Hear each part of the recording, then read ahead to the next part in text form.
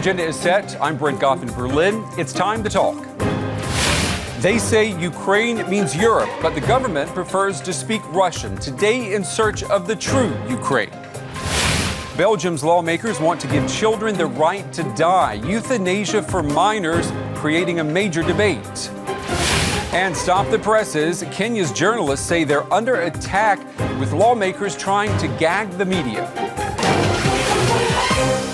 Well, welcome to the show, everyone. I've invited three people today to talk, argue, and pry apart these headlines. On press freedom under attack in Africa, I'm happy to welcome to the show Mohammed Khalef. He is from DW's Africa desk. He has reported on Kenya for years, and he says when it comes to freedom of the press, Mohammed, you say Kenya's loss would be Africa's loss. Good to have you on the show with us today. Thank you. Children should have the right to end their lives when medicine can no longer help them. That is what Jean-Jacques de Gucht is trying to make law in Belgium. He is the member of parliament who introduced the child euthanasia bill. We're glad to have you on the show today. Thank you. And thousands of Ukrainians continue to demand their government look west to Europe. But Europe doesn't know what to do with them now. That is the conclusion of Andrei Portnov. He is a historian from Ukraine based in Berlin right now. Andrei, good to have you on the show. You say that European political leaders have no idea what is going on inside Ukraine. Well, who knows what's going on? I think that the current situation in Ukraine is really very difficult to be analyzed precisely because we have a number of social, cultural, political movements at the same time. But my key point is that the European Union, in any case, needs a serious long-term strategy towards Ukraine. Because what's going on now in Kiev and other cities in Ukraine is a kind of a challenge, not just for the Ukrainians themselves, but for the entire European politics, for the future of Europe, if you wish. Well, let me pick up on that. I mean, are we looking at an identity crisis for Ukraine? I mean, is this decision with Europe to take this agreement with the EU, is it about Ukrainians deciding whether or not they're European or Russians? Isn't that the problem here? They're being asked to decide. So, first of all, let me maybe try to explain that for those hundreds of thousands of people on the streets of Kiev or Lviv, the key problem, in my view, is not the, let's say, signature in this association agreement with the EU, but, let's say, the understanding of the direction of Ukrainian political, cultural development. And this direction is supposed to be pro-European.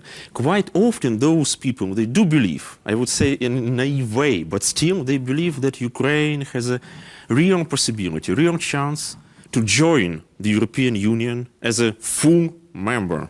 Well, let me ask you, the other gentleman here, isn't Ukraine a member of Europe? Isn't Ukraine European? I mean, Jean-Jacques, you're a European. Is Ukraine also a rightful member? Well, the question is whether the Ukrainian political members and the Russian political will set the Ukrainian people to decide for themselves to who they belong, to the West or to the East, and to if they have the chance to create their own future instead of what Russia wants them to create for their future. Do you think, Mohammed, I ask you to chime in on this as a journalist, are we getting a correct picture of what's happening in Ukraine? Do you feel like it's being reported properly? Actually, what I think is that maybe we are getting one-sided picture in the sense that we are seeing, of course, from televisions, from media, the demonstration in Kiev, Lviv, and other cities, and these are all pro-European demonstrations. But actually, Ukraine is not only Kiev and those other cities. It is the largest country, I think, in Europe. I think so. I might be mistaken. And it is of course, bordering to the west if you're coming from the east. Right. But then there are other people that might be drumming other drums, dancing other dance. Yeah, obviously they've been doing that because that's right. The deal was not signed. I mean, it is a big question. Where does Ukraine's future reside, Europe or Russia? As it stands right now, Kiev is planning to nestle itself even more closely into the influential arms of Moscow. The decision to reject a historic partnership agreement with the European Union has sent thousands of people into the streets demanding that the government change course and then resign. Ukraine's prime minister says it looks and feels like a coup in the works. Tens of thousands of people have been holding rallies in the streets of Kiev and other Ukrainian cities. They are protesting President Viktor Yanukovych's sudden decision not to sign the planned association agreement with the EU. Yanukovych was originally supposed to sign the deal at a summit meeting in Vilnius last week.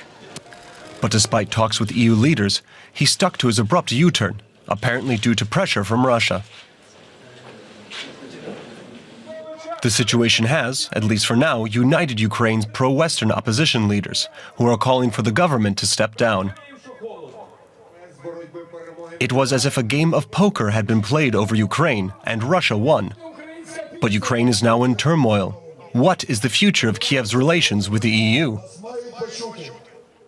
Andrei, what about the Prime Minister saying that the people who are on the street protesting, that they are part of a coup that is being formed?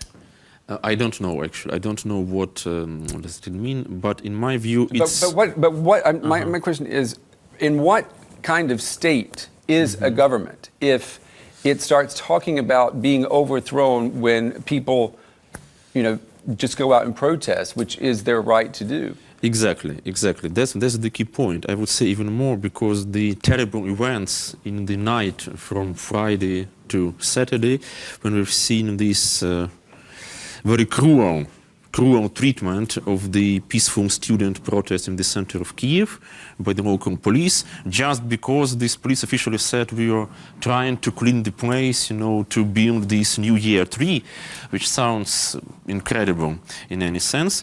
So the problem is that, of course, there is a huge and interesting question about the responsibility of the government in the entire situation, because there are also attempts in Ukraine to present the story in a way like that.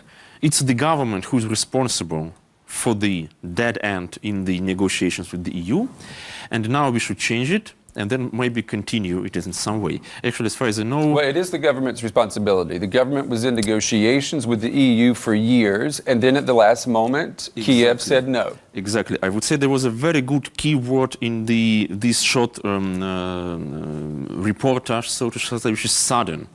The way how this decision was presented to the Ukrainian people was, in my view, the main reason for this first real protest. Okay, well, tell us that. I mean, how, back home, what are people being told? What happened to the deal with the EU? So the official version is that this deal is postponed, just postponed.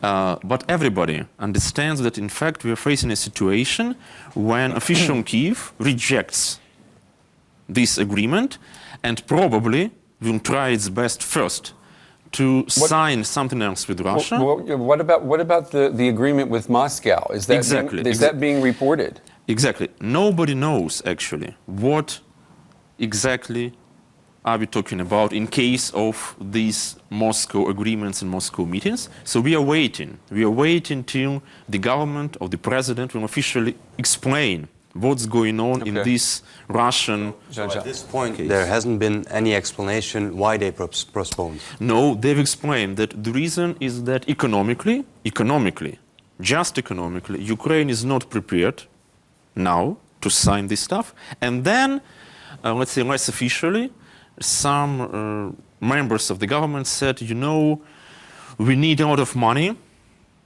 for the economic risks we are taking now, and the European Union is not able to give this money to us, so we have no other choice but to restart negotiations with Russia and to postpone the negotiation with the EU. So it sounds ridiculous, I would say. But is anyone in Ukraine saying what we're looking at here is a power game that Vladimir Putin is winning? Exactly. That's a very common view. Actually, it's interesting because paradoxically, or maybe logically, it's the next question, the entire story of Ukraine protests is very much about Russia. So it's not just about the EU and the European aspiration, it's about Russia. It's about fears of Russia's influences in Ukraine and Russia's attempts to get Ukraine back. We could discuss how rational these arguments are, but many people, also the politicians, they sincerely believe it. So it's a kind of a reality of, perception of the Russian fact. It becomes a reality. Exactly. That's exactly. That sounds like it would make a great novel. But maybe. Don't you think at the end of the day, we're looking at some political leaders in Ukraine who understand the language of money and power more than democracy? Because at the end of the day, let me ask you if you think this is what happened. Vladimir Putin put more money on the table, and that convinced Kiev. Yes or no? We don't know yet, but what we know for sure is that the Ukrainian political elites, they are corrupted, no doubt about it, and they do not understand what European politics or what international politics on the higher level means. And that's the problem. So you see, this is kind of... I don't think they're... do you really think that they don't understand? They've been in negotiations with Brussels for years on this agreement. It's not... Nothing has been presented to Kiev that's new. That's true. So That's true. true. They're not stupid. They know what they've been doing for the past 4 years. They're not stupid, but you see, if you look at the way, for instance, how the Ukrainian delegation, how the Ukrainian president behaved in Vilnius during the summit, I would say it's a kind of unacceptable way of doing diplomacy and politics. So there is a very deep political and economic crisis inside Ukraine. But now it's also, again, it's a kind of a big question, big problem for both Russia and the EU, how to deal with this situation in Ukraine and how to deal, let's say, how to talk to each other. Let's say how Brussels could now talk to Moscow about the ongoing crisis in Ukraine. That's a big question. Let me ask everyone what their take is on this. Yanukovych has asked the European Commission if he can send another delegation to Brussels. He wants to talk about the agreement with the EU again. The EU has said yes, but we're not renegotiating. What's Ukraine up to? Are they coming basically and saying, match the money that Putin gave us? Is that what we're looking at? At least you can say now the pressure is paramount in Kiev. And of course, we cannot ignore the power of people in Kiev. In the country itself, it is only 10 years ago when there was that Orange Revolution in it. So it cannot only be the question of bargaining for more money, it's also bargaining for staying in power and saving the face. And that's what's paramount. That's getting back to what you say, right? Exactly. They don't want another revolution. Exactly. Right? That's for sure. The primary task, let's say, is to preserve the existing economic and political status quo. And of course, it's not an easy task, keeping in mind first the depths of the economic crisis in the country. Second, the complicated geopolitical situation. And third, of course, thousands of people on the streets. All right, well, let's pick up on what's happening on the street right now. Do you think these protests are going to stay peaceful? Because they're not getting smaller. It depends on how they handle it, no? Exactly. Right. It depends on many factors.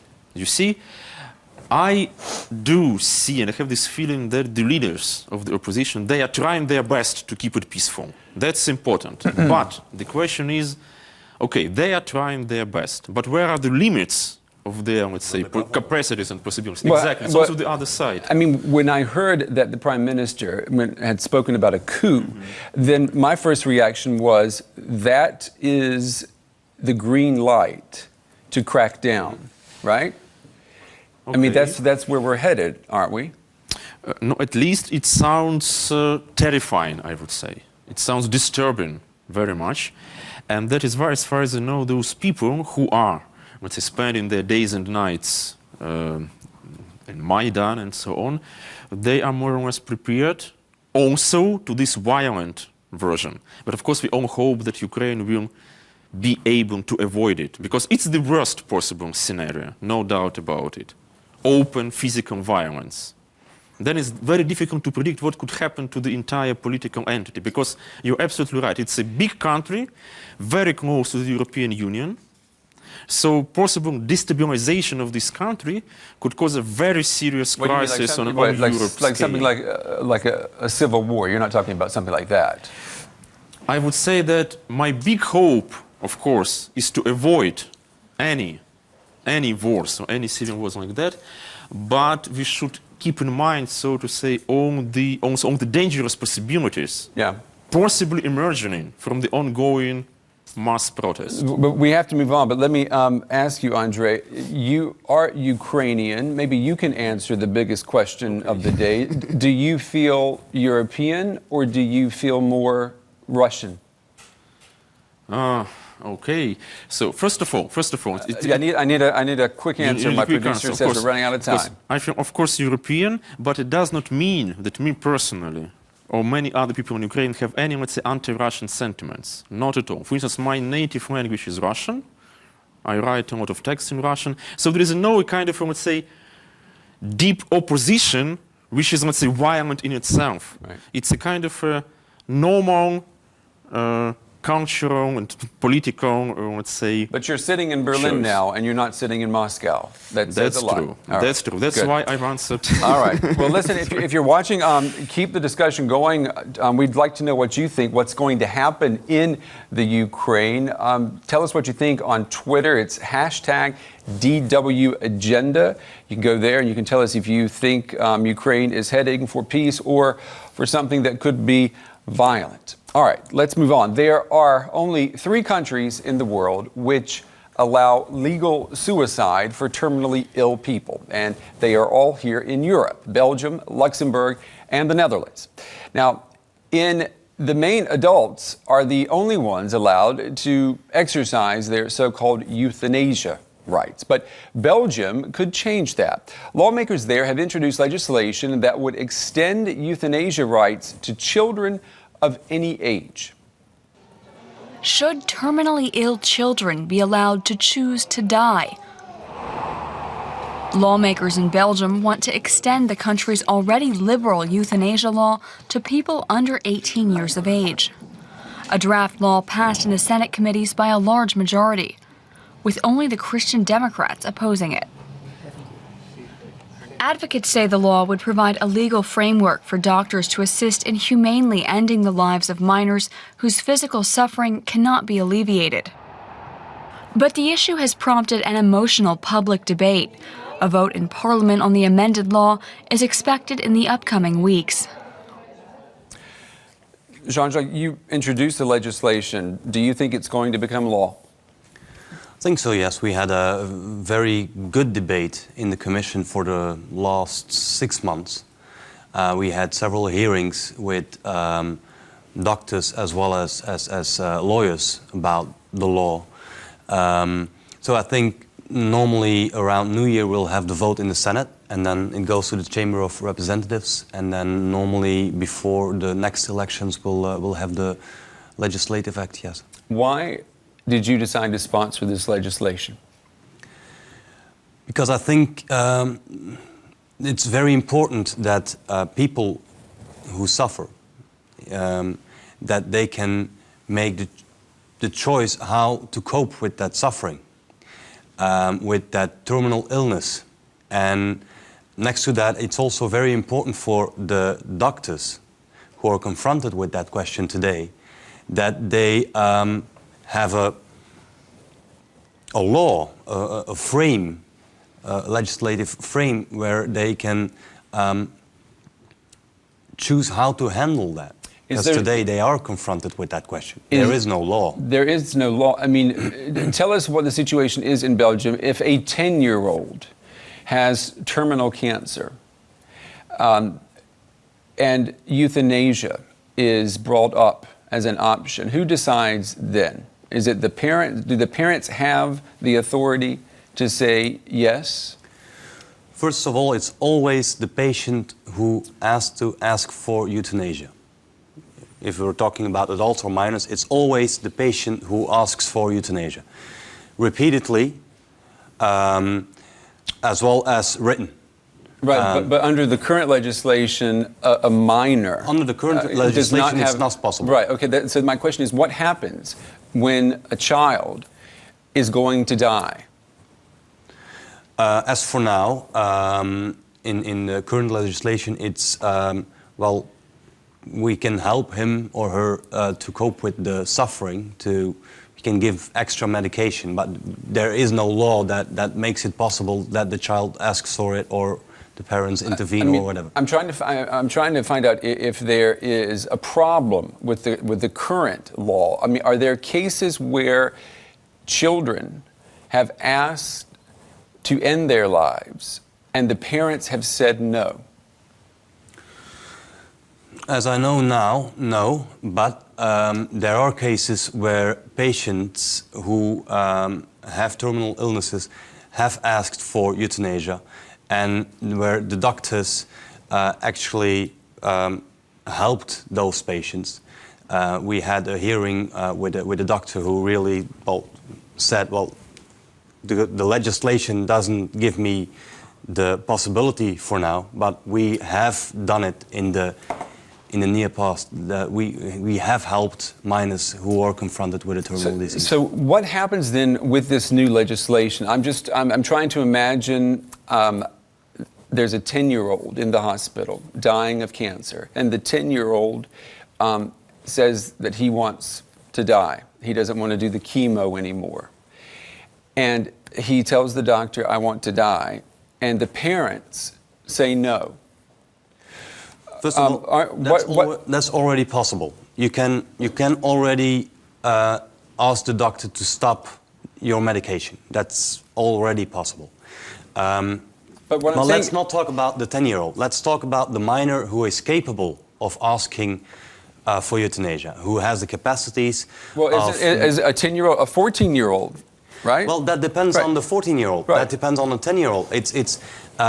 That's why we have written in the proposal that there has to be a psychological analysis if that patient is truly in the capacity of making that choice, if the patient truly understands the difference between life and death and truly understand the consequences of his choice or her choice. Right. And do you believe that a 10-year-old or a 14-year-old is completely cognizant of the finality of death? I believe there is a big difference between the physical age and the mental age with a patient who has been confronted with his or her disease for months, years, who has been confronted with death for several times, and who is indeed in a terminal phase of his illness. I think there is a completely different way of looking at it and a completely different mental age as a physical age. Right, because they've been through things that most children don't have to go through. Let me ask Mohammed and Andre, when you hear about this legislation, what goes through your mind? Mohammed. If I'm allowed to say, for me, it's crazy. It's crazy for a person to be asking, or at least for the child to be asking himself or herself that I want to die now, and then to be preparing the mechanism for allowing that request to be permitted. Assisted suicide. Yeah, that's right. Yeah, you're allowing the suicide of the child. Maybe I can speak only not an legal expert or as lawmaker as you, but only as a parent myself. Yeah. That I will stay with my child to the last minute, and I won't allow any law that will be making me allowing my child to ask for the death and be giving that death on the plate. Because what is suffering at all? Suffering is something that we are passing through in our life. It is giving meaning to the life itself. And I think that at that point you're wrong. I think that the meaning of life is not, you don't know the meaning of life because of your suffering. You know the meaning of life because of the good things that, you're enjoying. Yeah. Then that's right. Then it is that's the meaning of life. Then why you are giving this power, for example, to the psychologists to decide where this child is capable enough of knowing that the fatality of death and the bitterness of staying in the suffering? Why don't you give this? Why don't you give this power to the psychologists? Andre, do you want to?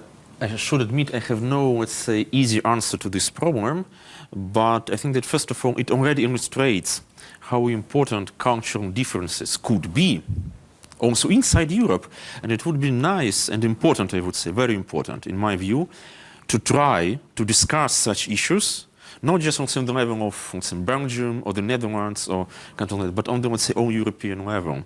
Because it would be very interesting to look, for instance, how the perception of the problem depends on whatever, on the historical tradition of particular country, let's say sometimes the religious issues, and something like that. Well, it depends on where you're coming from, right? Exactly, where you're coming from. But for instance, if you look at this discussion, in a lot of countries, it's indeed a discussion between religious people and the rest. That's about. But if you look at this discussion in Belgium, we're over that phase. Well, that we put that phase behind us. It's not about religion in this discussion. This is about how do you, as a society, cope with that most difficult part of life, and that's the end of life. And I know a lot of religious people in Belgium who are for assisted suicide, and the numbers support that. I mean, the majority of the population in Western Europe is in favor. Here in Germany, it's about 87%. But I think what makes people pause here is that you're asking children to take responsibility for their lives and to make decisions. I was asking myself, a child is not allowed to buy cigarettes. A child cannot drive a car, but a sick child has the right to tell the doctor, please help me die. I mean... Yeah, but that's a non-argument.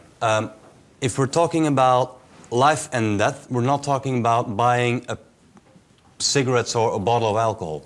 We're talking about a terminal ill person who has been confronted with death, who has been confronted with suffering for months and years, who is in a terminal phase, and who is capable of making that choice. We're not talking about an innocent child. We're talking about a capable minor who is suffering and who is in that terminal phase. And so, that's very important. Who is in a terminal phase. That is a valid point. People who have suffered, who've had cancer for years, and when the doctors say there really is nothing else we can do for you, obviously those of us who are healthy, we can't begin to imagine how they see things. And do you think your legislation is a recognition of the fact that terminally ill people are walking down a different path, and they know it? Well, first of all, we give the possibility. This is about the possibility that people have to decide how they cope with it. This doesn't mean that everybody who is confronted with a terminal illness has to make that decision. Not at all. Okay. I am very for palliative care. Yeah. But I think it's very important that people have that choice, and that we, as lawmakers, make it possible. That's why I'm in politics. I'm in politics to give to people the right to choose their own life path. And you're confident, though, that this law cannot be abused. I mean, your critics say that the current assisted suicide law has been used to euthanize people who were depressed, who had anorexia, or who had had a sex change operation that went wrong. Terrible thing, but it's not something that you should die for. But they used the law and they killed themselves. Are you confident that extending this to children, that you can guarantee that the law will not be abused? Well, first of all, we're only talking about physical illness in the discussion about minors. Next to that, we make laws to, to make sure that there is no abuse, and to make sure that we have a legislative part that looks at it. If we stop making laws because the laws can be abused, then we would live in a very strange regime. Yeah, that's true. But when we're talking about children, the stakes are higher. That's and then that comes in when you differentiate between physical suffering and mental or other sufferings. If you're allowing those with cancer to, for example, to decide on their death, and then you don't allow those with depression and other psychological or mental sufferings, which are also sufferings, and they are going much deeper into their life, and sometimes they are, in many cases, in the situation whereby it's not tolerable at all. Why are you deciding only on the physical sufferings? Well, on minors, we took physical suffering because if we're talking about psychological suffering, we also, for adults, we have that possibility. Yeah. But that's a longer, the path that we're taking for those patients is much longer. Here we're only talking about the very last part of the terminal phase that they are in. And if we're talking about minors, I think it's very important that we're talking about minors who are capable of making that choice after a terminal physical illness. One last question before we leave. I just want to be clear on this. Are you clear that there is a remedy here if you have a case where the minor wants to be euthanized and the parents do not want that? The minor, that's a horrible situation to be in, but the law will allow the minor to be euthanized. There has to be a consent by the parents. There okay, has to be, so that's clear. 2 doctors, psychological analysis, and the consent of the parents. So the consent of the parents always has to be there? Always. Okay, good. All right. Well, let's ask you out there watching what you think. Critics say this is a law that allows us to kill children, and obviously others say that this is a law about caring for children. Tell us what you think. Hashtag DW Agenda, and keep the conversation going with us. All right, in Africa, it appears to be a case of shoot the messenger, and it is coming from the least likely place. Kenya is considered a role model for freedom of the press in Africa. Legislation is now working its way through Parliament that journalists say is the most repressive media law in the country's 50-year history. Now, this did not happen overnight, but newspaper editors say that the government went into overdrive with the legislation after the terror attack at the Westgate shopping mall. Many journalists openly criticized how the military handled that incident, and now they say they're being forced to keep their mouths shut. Kenyans enjoy East Africa's most vibrant media landscape. The nation sits among its oppressive neighbors as a bastion of press freedom. But a new bill may be about to change all that. Parliament has passed the first stage of the bill, which proposes restrictions on reporting and huge fines many claim are an attempt to muzzle the media. After September's Westgate shopping mall attack, Kenya's media alleged soldiers had engaged in looting, news that prompted ministers to rush the already proposed bill into law. President Uhuru Kenyatta himself, an owner of media assets, has sent the bill back to the drawing board and has assured the media its freedom will be respected. But critics warn that an amended version will still curb journalism in a corner of Africa where freedom of expression is rare. Mohammed, let's just start with the legislation. I have 2 big questions here. One, what exactly does this law do? And 2, why in the world is the law needed to begin with? Maybe the last question first. Okay. It's not needed, actually. I mean, the critics and media experts in Kenya and East Africa say that at all the law is not needed. So it hasn't to be there from the first beginning. But then what does it say? What are there inside? At least 3 things.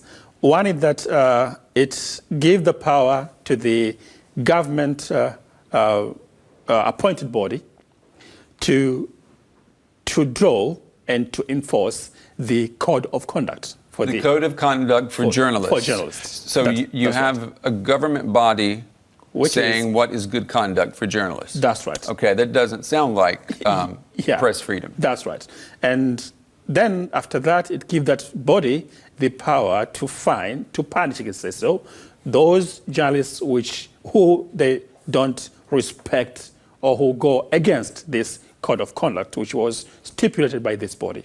And then also, which is but in the business way, it orders the media to publish or at least to broadcast 45% of the local products. You can say film and any other thing you can say about to be 45% from the products from Kenya. Local programming. Okay, well you have right. stuff like that here in Europe. France is a good example of that. That's right. There's nothing unusual. Yeah, that's right. But this body that will supervise conduct. Now that is being appointed by the Minister of Information. That's right. And the Minister of Information is appointed by the President. So basically, the executive has a final say in whether or not you're being a good journalist. That's right. And actually, in the first amendment, in the first bill, the law said that this body should be controlled by the parliament. But then, after President Kenyatta refused the bill, he made another amendment in it and said, now, no, this body should be controlled by the executive. Okay, so, all right, we know all of this smells like a bad fish. But what's going on in Kenya? I mean, when I was reading what journalists had written, I thought, well, the country maybe is in shock by what happened at Westgate, and the automatic reaction is to be too careful, to try to control everything. I mean, that's human nature. Is that what we're seeing, or are we seeing an undemocratic president trying to take away liberties? As I said earlier, actually, this bill was prepared earlier, even before the Westgate attacks. Right. But it was accelerated. That's right. And actually, if you were following the politics in Kenya, they were having a new constitution in Kenya, and within they were making some other reforms in police, in media, in judiciary, and other things. This one among this package of the reforms in the. But this is not. I mean, this is a reform in the wrong direction. In the wrong direction. That is it. And so one can say that the government now is trying to make sure, as much as possible, they are getting their hand on the type of information and also on the direction of information being given from the country. That is it. This thing about trying to control information and control what we know, we hear that now all the time. We've heard that in the West since 9/11. We hear that what's going on in Ukraine right now. Do you feel that the journalists are going to win this one in the end, Mohammed, or is it hopeless? The fight is justifiable. I mean, we can justify this fight from the journalist fight. But then when it comes to the number of politicians who are for this bill, then you can see they can lose the fight. They said yesterday that they said that they go to the court of law once the bill is being passed by the government after the amendments by the parliament from the president. They'll go to the court of law. So let's expect maybe from the judiciary, they will stop this law to be functioning. But the fight which is going on now, the journalists there is no way for them to win. But there's no way for them to win. But you were telling me earlier that editors at newspapers have said that they are going to sue. That's right. As soon as this law is passed. And you're saying that you don't think the Supreme Court will strike down the law? No, it will. It will? Yeah, it will. Okay. I have belief. In many instances in Kenya, after this new constitution, the Supreme... Do they really have the power within the Supreme Kenya? Court? You mean the Supreme Court? Yeah, of course. In many instances, after the new constitution in Kenya, the Supreme Court has been acting very can say so, I mean, very independently. Yeah. And So checks and balances are working there. in the judiciary. Because that's not what we're seeing in Ukraine, for that's example. Right. That's right, yeah. Right. So at least we can see now from the point of view, I mean, from the judicial point of view, something can be done there in the court of law. Have you seen a change in reporting now since Westgate and since this legislation was accelerated? Are journalists afraid? No, they've been brave till now. And they said no to the first time the inspector of police of Kenya, David Mayo, told the journalists that you have to come to the office to be interrogated for what you have reported on the Westgate. They said no on it. And the whole media industry in Kenya stood together on the point. Until now, they've been doing the same as if nothing had happened. We're running out of time. Let me just one final question, very, very briefly. There's a lot more at stake here than just press freedom in Kenya. Kenya is really a beacon in that part of Africa for freedom of the press. So if the journalists there lose, it's not just about losing in Kenya, that's right. Yeah, it is losing. It is the laws in Africa. I mean, at least in the region, East African region, they are being bothered by Tanzania, Rwanda, Uganda, and Burundi. Yeah. I mean, actually, in the East African community, the bloc, and these four countries have been very bad in media freedom. And Kenya was an example for media freedom. Exactly. So now, if they lose their fight in Kenya, the fight is being lost also in other countries in East Africa. So we have a pessimistic outlook on Ukraine, but we've got an optimistic outlook on Kenya. That's how we're going to leave the show today. Gentlemen, thank you for being on the show with me. That's going to wrap up this edition of Agenda with Brent Goff. Remember, you can contact me anytime with your thoughts on the show. You can find me on Facebook, and you can tweet me at Brent Goff TV. Email me as well. You see the address on your screen. And if you want to watch the show again, you can go to our website, or you can watch us on YouTube. I'm Brent Goff in Berlin. Join me next time when I set the agenda.